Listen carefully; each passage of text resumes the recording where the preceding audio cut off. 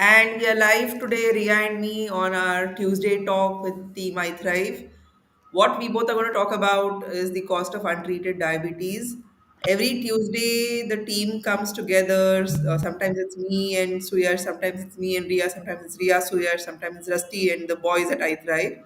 But every Tuesday, 4 to 5, we come here and we speak about health, mental health, societal issues, or whatever topic we really want to bring to the forefront. And Ria and I just thought that today we could come because I think last week was World Diabetes Day, Yes. and we wanted to come and talk about this. What is really the implication of untreated diabetes? For those of you who don't know, Ria heads our academy, and this academy now we've kind of taught more than 200 students Yes. on the nuances of a functional nutrition based approach. And we are very happy with the outcome. We are very happy to see the impact that's happening in the society. And with So, just 2 years of time, we'll soon be completing 2 years yeah, also. not even 2 years, right? Like it's Jan 23rd, 23 that we'll actually be completing 2 years. And I think the impact. Yeah. Now we started in Yes, Jan, yes, yes, right? yes. So it's just 2 months away is what I'm saying. Yeah. Okay, 2 months away. Cool. Cool. I thought you're saying like it's almost 2 years. I'm like, no, it's not almost 2 years until it took 2 years. Yes. But I'm really proud of the impact that's had so far. And Ria has been somebody who's like held that academy together, and she's like Ria Madam to the academy students. And let's see. So it's going to be mostly me asking Ria a lot of questions, and let's see what comes up in our discussion. But let's get started, Ria. So why did you want to talk about this? Why do you want to talk about the cost of untreated diabetes? So first things first, the cost of untreated diabetes. So Mugdha, if you remember the time when I used to write these articles, so Right.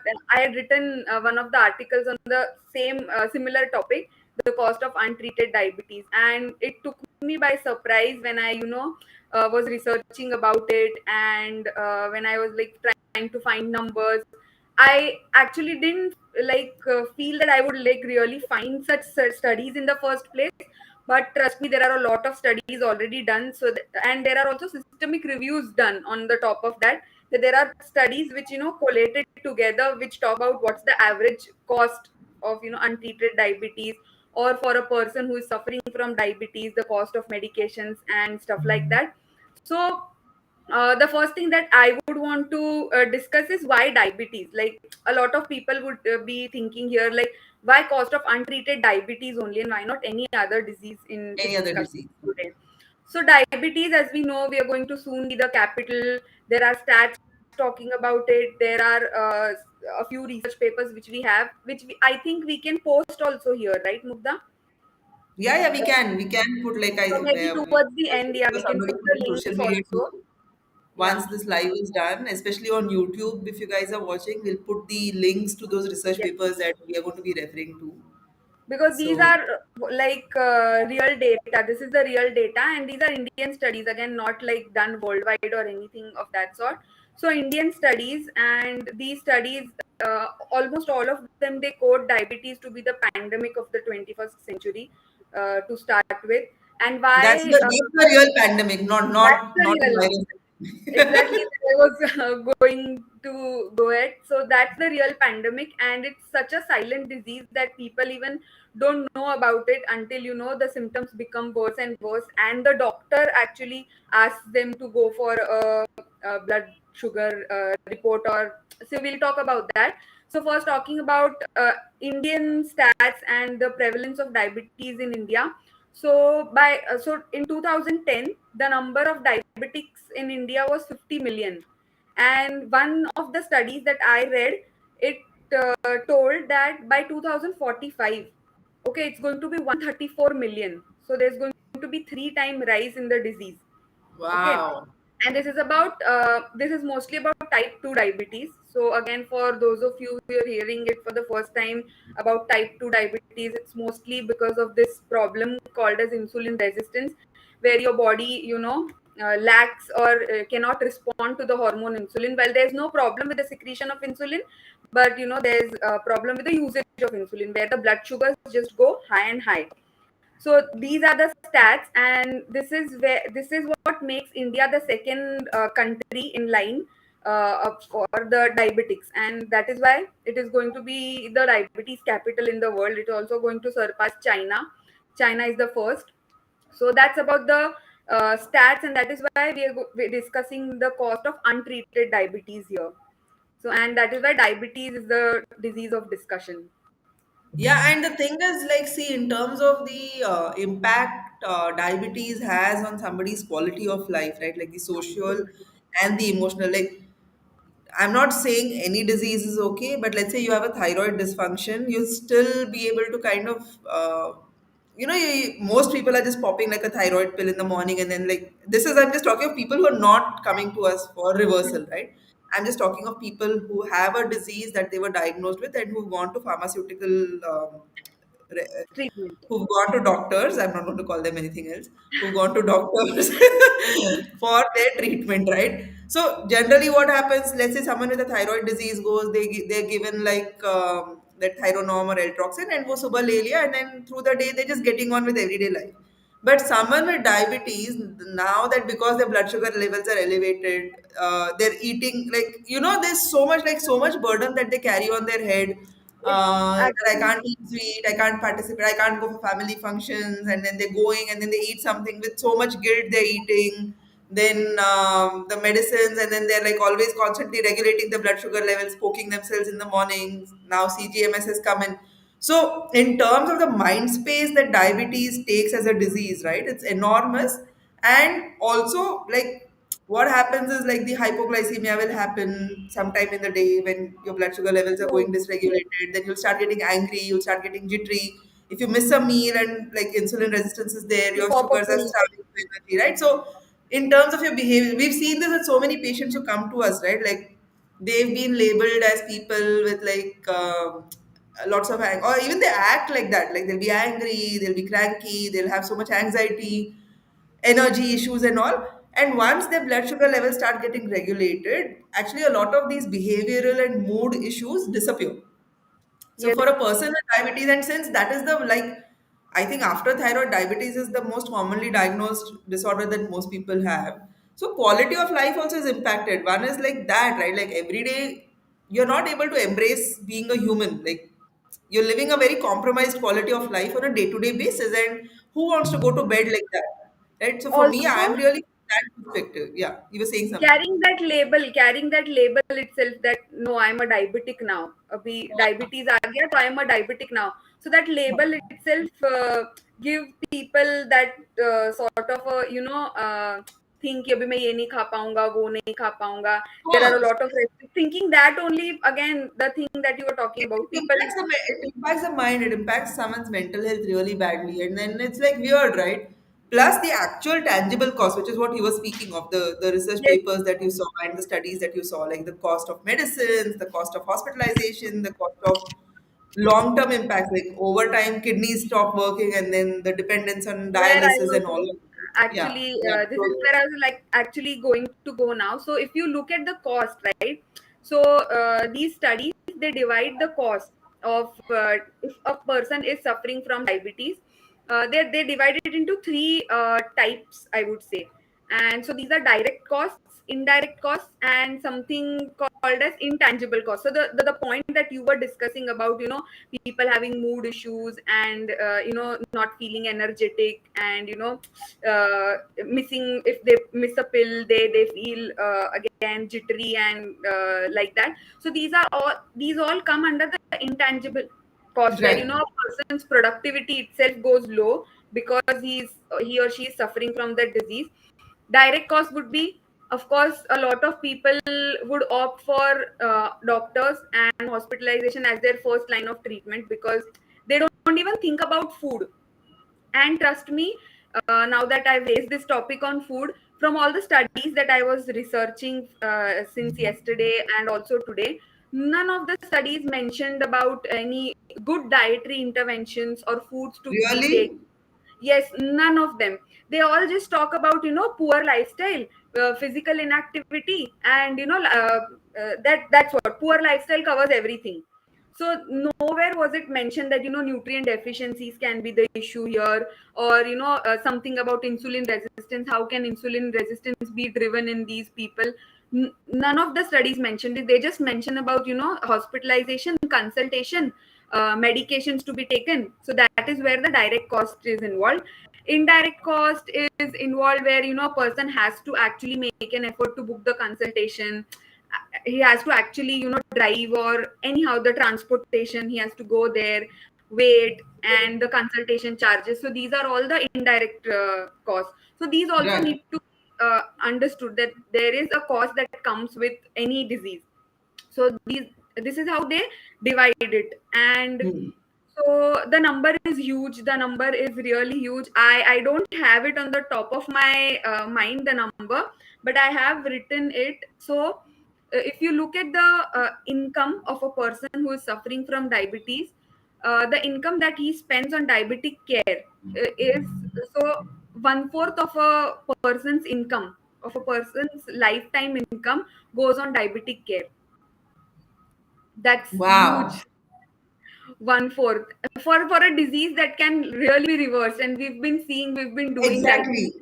I felt so bad, and you want, again, it is going to be really wonderful to hear this number also, that the average lifetime cost of a person who is suffering from diabetes, that he spends on drugs, the diabetic drugs, the so-called oral The hypoglycemic oral drugs, OHAs, hypoglycemic. Yeah. right? They spend almost 19 lakhs 45,135 rupees, to be precise, on drugs. Over how? What's that like a So 10-year period, 12-year that's the period? average lifetime cost, is what was written there. The average Wow. lifetime cost of a person. So this is drugs, Mugdha, which are again going to come with side effects. So they don't. Exactly. No, and we've seen I that. Like went some of looking. the I went looking for the side effects also, but no studies quote about the side effects. They just mention about the number of the amount of money spent. So it's almost 20 lakhs just on drugs, which are, I mean, they're not helping. And if missed, or and they also made a point. And Yeah, the thing about these drugs is it's not curing the disease, right? It's just suppressing the symptoms. yes, What do most diabetes medicines do? They push your blood sugar levels down. Now, if you've not fixed the underlying root cause, which is insulin resistance, which is what you were talking about a few minutes earlier, if you've not fixed that underlying root cause of why your body is like really becoming insulin resistant, even if you suppress your blood sugar levels artificially for a little while, because that insulin resistance is still there, it's still active, it's going to increase, right? So you have like kind of put one band-aid on a small hole in a dam, but the dam ka internal pressure is so much that another hole is going to pop out, and then how many band-aids? So and it that's is what most conventional medicine practitioners do, right? First they'll start off with one dose in the morning or one dose in the night, and then because your blood sugar levels are still elevated at a second dose and then third dose. Now instead of a small band-aid, they'll put a bigger band-aid, right? They'll put a plaster, so that instead of the dose being at like dosage whatever increase. 5 10, it become increasing. What people like, basically your disease is not going away, your file is just becoming bigger and thicker, the number of medicines you're taking is increasing, and The that cause is still itself is there. creating other problems in the body.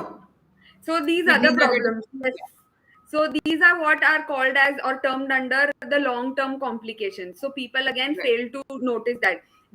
Some people after 40s, if they like face these problems, which are again associated with diabetes, these are long-term complications. They feel that ये age के साथ आया है. This is I something know. age related. So Right. if you are someone who has suffered from, say, a heart problem, yeah, minor attack, or atherosclerosis hai, so like people, they again fail to correlate it to the diabetes problem they're suffering from. So high blood sugar levels for a long period of time, even if you're suppressing it with drugs, they are going to harden your arteries. And that is Right. what, is the foremost risk, first and foremost risk of long term diabetes. That is, you fall prey to cardiovascular diseases, and then a lot Hmm. of things come with it. Your kidneys, the glomeruli, which filter waste Right. out of the body, they get damaged due to the high glucose levels. You are very susceptible to infections, because infections, again, high blood sugar levels, they interfere with the functioning of your WBCs, and this is what again make you susceptible to fall prey to infections. So there are these terms which you hear. So these should make sense. These are not just terms to be understood, but then correlating is the one thing that people need to understand. So these are these big terms: diabetes, nephropathy, diabetic retinopathy. Like, putting it like simply easy, to explain it to you in an easy way, these are all side effects of high blood sugar levels.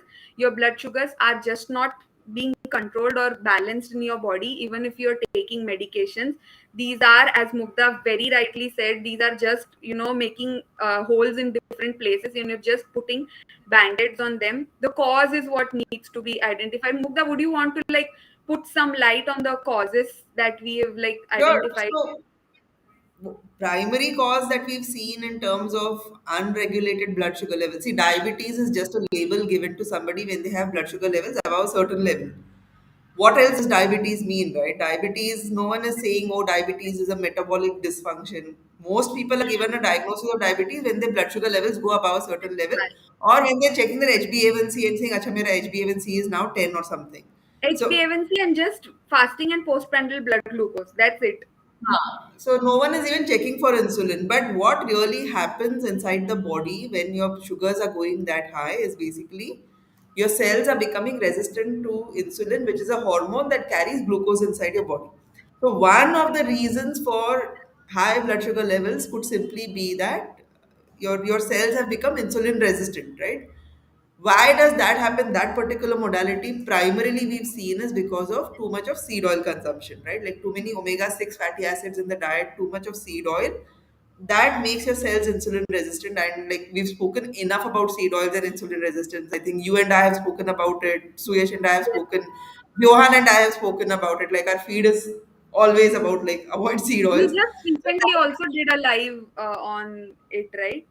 yeah, yeah. So we've spoken enough about like seed oils, insulin resistance, and diabetes. The other reason could also be real. Like this is what I'm seeing. Like if someone has elevated cortisol levels all the time, right, because of like psychological, emotional stress, so that elevated cortisol. So cortisol actually, see, in the end, it's still creating insulin resistance. Your blood sugar levels are going up because your cells are becoming resistant to insulin. Mhm. But this can be not because of seed oils, but it can be because of too much cortisol over a long period of time.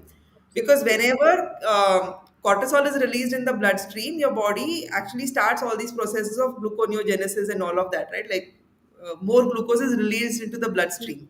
So now, because like excess cortisol, and then again, usually when that kind of stress is there, someone's eating habits are not really the best. They're looking for carbohydrate rich food to kind of quickly create dopamine release, right? So stress, I don't really like saying stress is a root cause of diabetes, because then all like everyone finds it very easy to blame each other, saying, oh, you're just diabetic because you're stressed, and they don't look at their lifestyle choices. But often that kind of constant chronic stress, right, which now the word for it is also CPT, which is like not the post-traumatic stress disorder of what like army veterans would face, but more of, you had a traumatic event in life, Yes. could be low-grade trauma from somebody else's perspective, but that has become a chronic stressor for you, right? So that CPTDSD is something that could permanently keep your cortisol levels elevated, and because of that you could have always like fluctuating blood sugar levels, and then that could create diabetes like symptoms, but not really true diabetes, right? So that also happens, but in the end it's the long term outcomes that you spoke of, the retinopathy, the neuropathy, all of that is still happening, Yes. right? The other reason, I think, something like it's not just my hypothesis, but we've seen how candida and fungal infections can mess with blood sugar levels, right? Yes. So, because you teach the microbiome and you talk about that, so Yes. you want to talk about So that? Yeah. again, yeah, one of the causes only. So continuing on what you were discussing, one of the causes could be poor gut health also. So when Right. the microbiome in your gut they go wrong, or if what you've mentioned, if there's fungal overgrowth or candida overgrowth to be precise in your gut, what happens is these microbes they actually help in the formation or production of certain hormones which are called as enteroendocrine hormones. So if I break that word for our audience, entero is related to our intestines and endocrine is something that helps in the formation of hormones. So these enteroendocrine cells are actually what trigger the formation of these hormones which help in maintaining our metabolism. So that's Hmm. the gut metabolism connection there. Hmm. So so if your gut health is poor, so if there's, the microbiome goes bad, if there's dysbiosis, if there's fungal infection or candida overgrowth in your gut, the metabolism itself gets hampered because these hormones, the enteroendocrine hormones, are not formed or produced in the first place.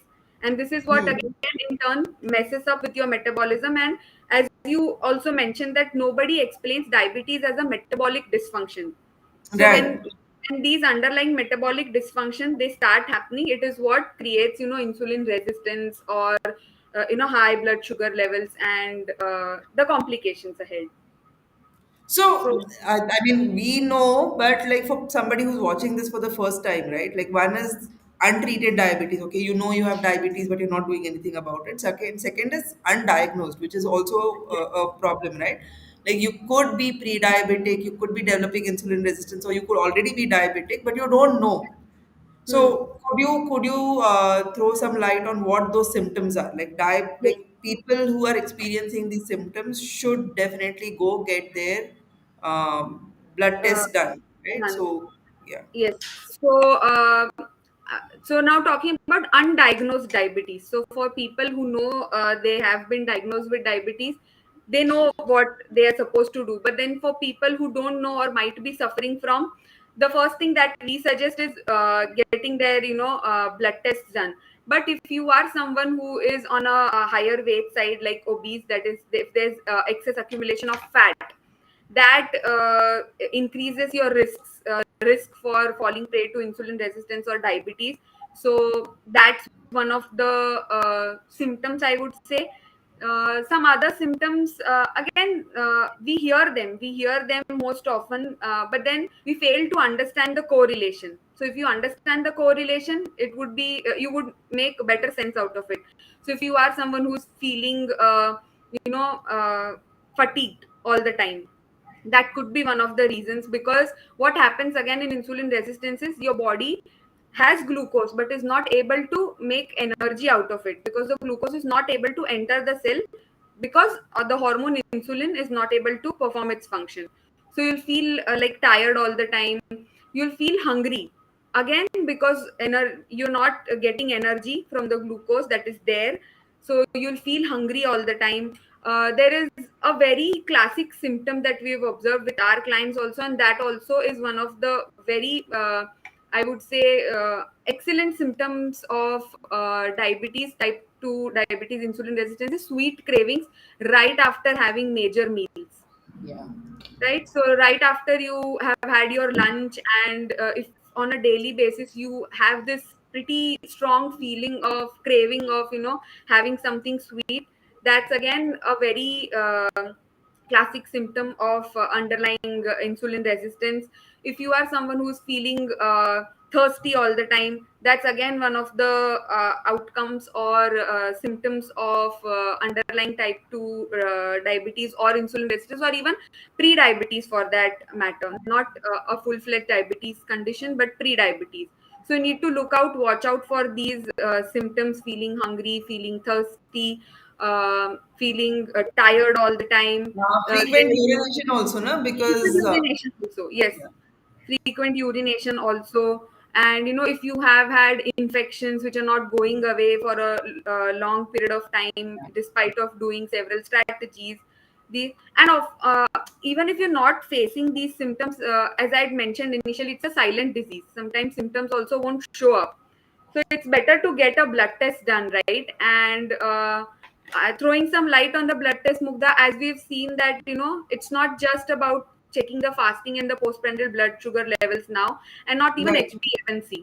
You have to go ahead and get your insulin levels checked and your C peptide levels checked to actually know your risk for diabetes, may it be type 1 or type 2. And it can be diagnosed with these blood tests, which we usually do in our practice. So that would be something about, or something on undiagnosed diabetes, which our viewers can do. You can get your blood sugars checked immediately. would be the Yeah, advice. put that list here, the names that you mentioned, right? So Yes. fasting and postprandial blood sugar, fasting and In, postprandial insulin levels, and C-peptide. HbA1c is not the best predictor of like diabetes. Yes, elevated HbA1c levels are definitely like telling you have diabetes, but often you could have pre-diabetes, or just because you have anemia and your hemoglobin levels are low, your HbA1c might be low. So you could be getting HbA1c checked every month, and it might seem mm, like it's normal, but you could still have diabetes building up inside your bloodstream, which is like your blood absolutely. sugar levels are going up slowly and steadily because of insulin resistance. Plus, uh, yeah, you were saying yeah, something. one more thing here. So, not comparing it with the reference ranges. Now, if we look at the reference Yes, ranges, these are very also very wide important. enough, and they won't tell you about your early risk for diabetes. So they won't help you understand even if you're pre-diabetes, so, pre-diabetic. So if you are someone who has a blood sugar level, or who has like recently gotten their blood sugar levels checked, and if it is above the reference range, trust me, you are already a diabetic, because the reference range, as I mentioned, are wide enough. So always go for We optimal range. actually have a ebook, I think, on the website. I don't know, or we sent it to some people, called Diabetes Decoded. So Yeah. that, yeah, I think we have that ebook somewhere. So if you want to check for optimal ranges, you could go download that ebook Hmm. and check them out for the people who want to, like, maybe you Yes. just gotten your blood work done and you want to compare your blood work against what we recommend. So that book is available. What strategies would you recommend, Ria, to kind of let, like, maybe someone doesn't want to sign up with us for the entire 3 month program and they want to do it themselves. What quick tips could we give that someone could use to kind of just work on resolving their high blood sugar levels? Absolutely. So, some quick tips would be, the first one would be, of course, to get your blood sugars. I mean, the glucose panel check of all the parameters that were mentioned here, and get them analyzed against optimal ranges. Try and find your cause, the cause behind the fluctuating blood sugar levels. The second tip would here would be, trying to follow a low carb diet, but then again, it would be a very broad recommendation. So and incorporating more of protein. So when I say protein, again, high quality protein is what I'm trying to suggest here. So animal meat is what you can opt for. There you get all the nutrients that you require, right? Which, sometimes nutrient deficiencies can also trigger insulin resistance, right? And we have seen in our practice magnesium being the one. Magnesium, even chromium. If you don't have enough chromium coming in, your Yes. body doesn't. So this is not about like insulin resistance, but like Resistance. enough insulin is not made only, right? So that also could cause elevated blood sugar levels. So it's not type 1 diabetes where the pancreas cells are destroyed, but it's still like your body is just not making enough insulin because of a Actually. chromium deficiency. Yeah, So so that you're saying good quality protein and keep carbo. I think we lost clear. But the other uh, tip I would give is eliminate seed oils, eliminate. There is no two ways about it. Your cold pressed tea, honey, seed oils also are not something that are going to be good. When we say seed oils, these are oils coming in from groundnut and sesame and sunflower and mustard and which other seed oils do people use? Um, all of these, right? All the oils that are coming from seeds and are coming from vegetable sources, these are very, very high omega 6 fatty acids. So do not use these in your cooking. Use either ghee or coconut oil predominantly. I personally use ghee mostly and then butter and tallow. So eliminate seed oils. And Ria is back, but her video is not. We'll wait for her to come back fully. What other tips would I offer to someone in terms of? So one was like what Ria was saying: get your blood work done, get your optimal ranges checked. Second is ensure you have good quality protein and limit the number of carbs. Yay, Ria, you're back. What happened? Yes. The internet went off. No, no, no. The internet didn't go off. There's no electricity here, so the laptop died. Oh, damn. Okay. All right. I'm glad you're back. So yeah, Yes. eliminate seed oils, and then the next thing would be then to like just move, because movement, and especially if you use your lower body, right? Like if you do squats or a lot of like exercises which involve the glutes and the quadriceps, these are muscles that are like, these are big muscles and they're glucose sinks, right? So if you move them, do more squats, these will kind of help in metabolizing the extra glucose that's there in your bloodstream. So these are tips to Absolutely. kind of just bring the blood sugar levels down, to kind of make sure you can reverse your diabetes. Of course, these are Uh, generic. Yeah. there are a couple of more tips that I would want to discuss. Toxins would be Yeah. the major strategy or tip I would want to share. So look out for, environmental toxins. We talk about toxins a lot. So these would be toxins coming in from your cookware, from your personal care products, and the things that you use, the environment that you are around, that you are in, right? Mold free and everything. Just look out for these things. Again, small things, but make a very major impact. And And get the your other gut thing, health. yeah, Yeah. get your EMF. Oh yeah, we forgot to yeah, cover gut health. EMF entirely. Yes. EMFs. So EMFs again. So these are causes. The electronic gadgets around you, the radiations coming in from these, the phone towers around you. So these are. Mugdha, can you hear me? I can hear you, but you glitched. Mugdha, are you able to hear me? Yes, yes, I can hear you, but I think it's your bandwidth, so it glitched. Okay. Yeah. Can you hear me now? Yeah, I can. So we'll continue without your video, but Okay, okay. So I was saying that EMFs. So we've been again talking about EMFs a lot.